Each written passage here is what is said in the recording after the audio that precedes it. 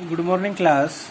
बेटा जो last topic हमारा था वो हमारा इलेक्ट्रोमैग्नेटिक स्पेक्ट्रम के बाद हमने कल प्लैंक्स क्वांटम थ्योरी और ब्लैक बॉडी रेडिएशन पढ़ ली थी। ठीक है, आज जो है हमारा टॉपिक वो है हमारा photo electric effect. Photo electric, ठीक है भाई, फोटो इलेक्ट्रिक इफेक्ट। देखो फोटो इलेक्ट्रिक इफेक्ट में क्या होता है, ये आपके पास क्या है भाई, कोई भी मेटल सरफेस है, ठीक है, ये कोई भी आपके पास क्या है, मेटल सरफेस, मैंने मान लिया मेटल सरफेस, ठीक है। जब इस पे क्या होती है, कोई भी इंसिडेंट लाइट पड़ती है, ठीक है, ये क्या है, इंसिडेंट लाइट, मान लीजिए ये सन है, ठीक है, और सन से क्या पड़ रही है, इस पे इंसिडेंट रेज पड़ रही है, ठीक है। जब कोई भी रेडिएशंस, ठीक है, या इंसिडेंट लाइट क्या करती है, किसी भी मेटल सरफेस पे फॉल करती है, गिरती है, तो मेटल सरफेस से क्या हो जाता है भाई, इलेक्ट्रॉन्स इजेक्टेड, इलेक्ट्रॉन्स क्या हो जाते हैं, इजेक्ट हो जाते हैं, बाहर निकल जाते हैं, ठीक है। इलेक्ट्रॉन क्या हो जाते हैं, मेटल सरफेस से इजेक्टेड हो जाते हैं। इस फिनोमेना को क्या कहते हैं, फोटो इलेक्ट्रिक इफेक्ट कहते हैं। क्या कि when A incident light falls on a metal surface and electron ejected from the metal surface is called photoelectric effect and those electrons which ejected is called photoelectrons, is called photoelectron। तो इनकी क्या होती है, kinetic energy, movement करेंगे तो kinetic energy के साथ बढ़ जाएगी हाफ mv स्क्वायर। ये होता है आपका फोटो इलेक्ट्रिक इफेक्ट। तो फोटो इलेक्ट्रिक इफेक्ट के अंदर कर लोगे, आई बात समझ में। देखो इसमें ऑब्जर्वेशंस है, कुछ ऑब्जर्वेशंस, क्या क्या ऑब्जर्वेशन है। सबसे पहली है भाई आपकी थ्रेशोल्ड फ्रीक्वेंसी, थ्रेशोल्ड फ्रीक्वेंसी, ठीक है, जिसे हम म्यू नॉट के नाम से जानते हैं। ये है आपकी थ्रेशोल्ड फ्रीक्वेंसी। सबसे पहली ऑब्जर्वेशन ये कहता है, इसमें कहता है कि ये क्या है, एक मिनिमम एनर्जी होती है। ये क्या होती है, एक मिनिमम एनर्जी होती है, एक मिनिमम एनर्जी होती है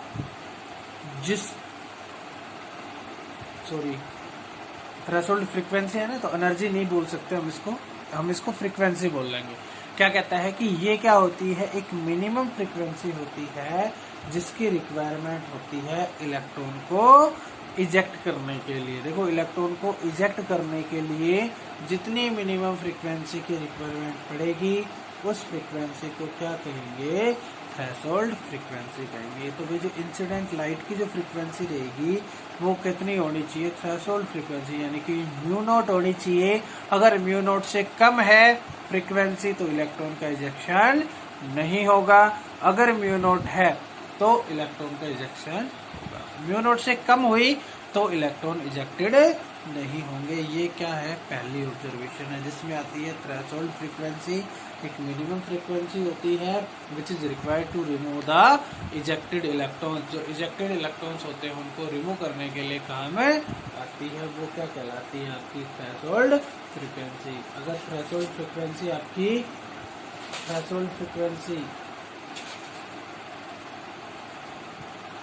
लेस देन है, अगर आपकी रेडिएशंस हैं, वो जो रेडिएशन यहाँ पे आ रही है, जो एनर्जी यहाँ पे आ रही है वो थ्रेशोल्ड फ्रीक्वेंसी से क्या रही, कम रही, तो इलेक्ट्रॉन आपके इजेक्टेड नहीं होंगे, ठीक है, इलेक्ट्रॉन इजेक्टेड आपके नहीं होंगे। दूसरी ऑब्जर्वेशन क्या कहती है, दूसरी ऑब्जर्वेशन ये कहती है जो काइनेटिक एनर्जी होती है इलेक्ट्रॉन की, काइनेटिक एनर्जी होती है जो इलेक्ट्रॉन की, वो डिपेंड करती है किस पे, इंसिडेंट रेडिएशन पे डिपेंड करती है, इंसिडेंट रेडिएशन पे। जो भाई इंसिडेंट रेडिएशन आ रही है ना, इन इंसिडेंट रेडिएशन पे क्या करती है, काइनेटिक एनर्जी डिपेंड करती है, मतलब जितनी ज्यादा इंसिडेंट रेडिएशन आएंगी काइनेटिक एनर्जी उतनी ही ज्यादा, यानी कि इलेक्ट्रॉन उतने ही ज्यादा इजेक्टेड होंगे। तो जो काइनेटिक एनर्जी होती है, काइनेटिक एनर्जी मतलब, काइनेटिक का मतलब होता है बेटा मोशन, और मोशन के साथ जो एनर्जी होती है कि भाई किस स्पीड के साथ इलेक्ट्रॉन इजेक्टेड हो रहे हैं, वो डिपेंड करेगा किस पे, इंसिडेंट रेडिएशन पे। किस पे डिपेंड करेगा, इंसिडेंट रेडिएशन पे।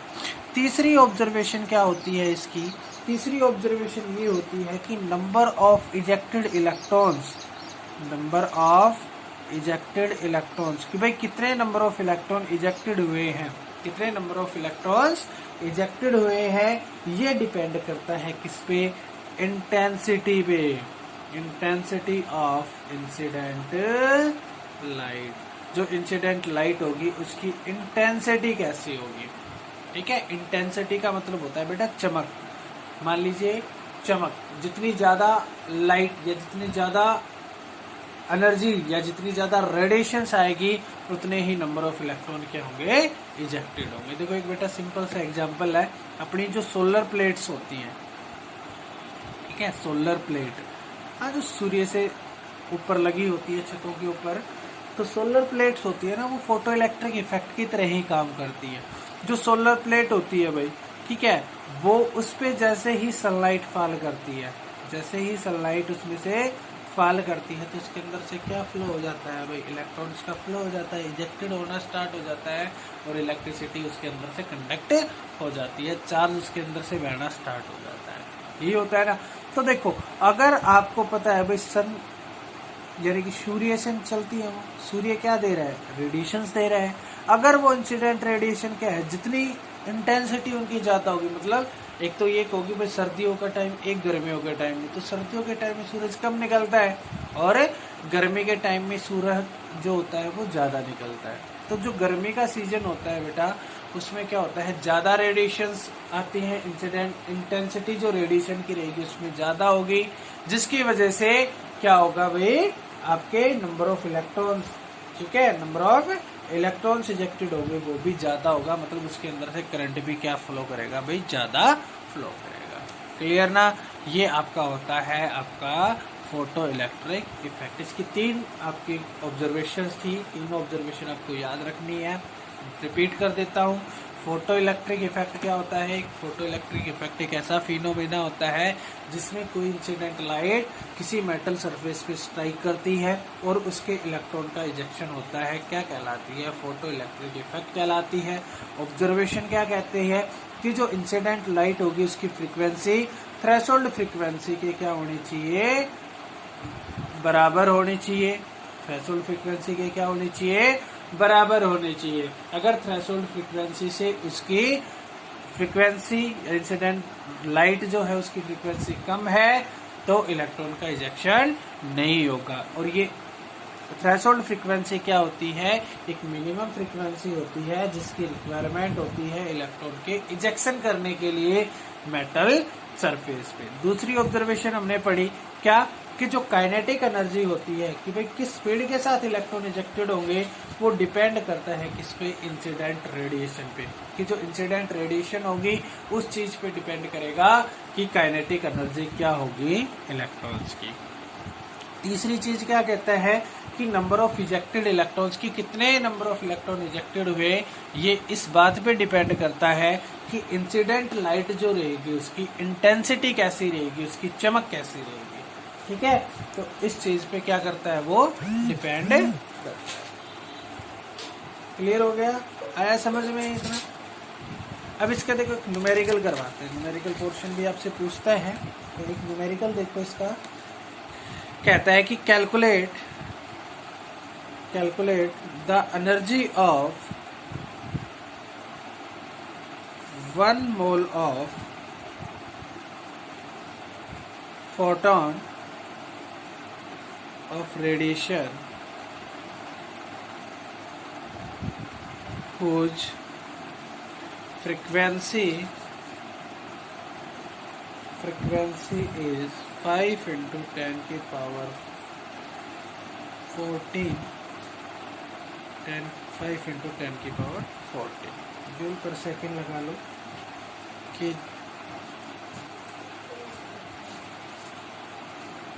जूल लगा लो, ठीक है। एनर्जी निकालनी है 1 मोल ऑफ फोटोन की, ठीक है। तो देखो energy of photon, energy of photon क्या पढ़ाया था प्लैंक्स कांस्टेंट थ्योरी में। एनर्जी ऑफ फोटोन जो होती है वो क्या होती है, एच न्यू होती है। वही तो ये तो बताया था, एनर्जी ऑफ फोटोन क्या होती है, एच न्यू होती है। एच की वैल्यू 6.626 इंटू 10⁻34 इंटू न्यू की वैल्यू 5 इंटू में 10⁻40। जब इसको सोल्व करेंगे तो आएगा 3.313 इंटू 10⁻92। ये तो क्या होगी, एनर्जी ऑफ फोटोन होगी। निकलवा किसकी एनर्जी रहा है भाई आपसे, 1 मोल ऑफ फोटोन की निकाल रहे हैं, तो क्या हो जाएगी energy of 1 mole of photon. और 1 मोल का आपको मतलब पता ही है 6.023 इंटू 10⁻23 1 मोल के बराबर, इंटू में 3.313 इंटू 10⁻19। ठीक है, सोल्व करोगे तो ये आ जाएगा 9.951 किलो जूल पर, ठीक है। ये आंसर आपका, ठीक है। सिंपल सा क्वेश्चन है, इसमें आपको निकालना है, ठीक है। इस तरीके के क्वेश्चन आपको कर रहे हैं। देखो एक क्वेश्चन और करो, एक क्वेश्चन और देखो बेटा। इसमें क्या क्वेश्चन है, 100 वोल्ट बल्ब, 100 वाट का बल्ब है भाई, ठीक है। Emit macrochromatic light of 400 nanometer wavelength, 400 nanometer wavelength की क्या करता है, इंसिडेंट लाइट, यानी कि एक नैनोक्रोमेटिक लाइट क्या करता है, इमिट करता है। Calculate the number of photon, calculate number of photon, उसके नंबर ऑफ फोटोन कैलकुलेट कीजिए, ठीक है। Calculate its number of photon. देखो 100 वोल्ट या मतलब 100 जूल एक ही बात है। तो देखो एनर्जी जो होती है वो होती है 100 जूल, ठीक है। 1 वोल्ट 1 जूल के बराबर, ठीक है। लैम्बडा क्या है, 400 नैनोमीटर, वेवलेंथ 400 नैनोमीटर हो गई।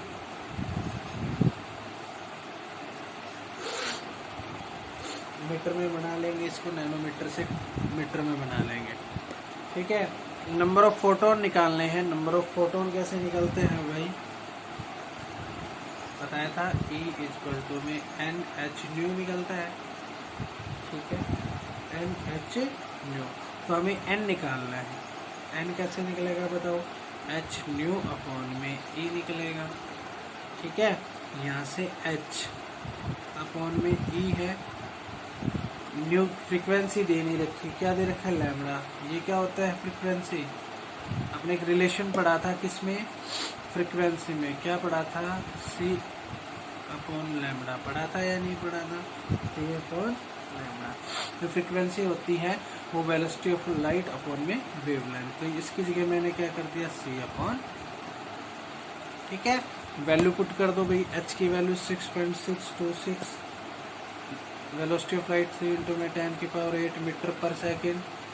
एनर्जी ऑफ फोटोन ये कितनी दे रखी है भाई, 100 जूल दे रखी है, इंटू में लैम्बडा कितना दे रखा है, 400 नैनोमीटर, मीटर में बनाओ 10⁻⁹ मीटर पर सेकेंड, ठीक है। जो भी आंसर आएगा उस आंसर को आप सोल्व करें। यहाँ से जो आंसर कैंसिल होके आएगा उसका आप आंसर निकाल सकते हो, ठीक है। तो ये आ जाएगी भाई आपकी क्या, फोटो इलेक्ट्रिक, ठीक है। होप सो आपको इतना समझ में आया होगा। Thank you, have a nice day.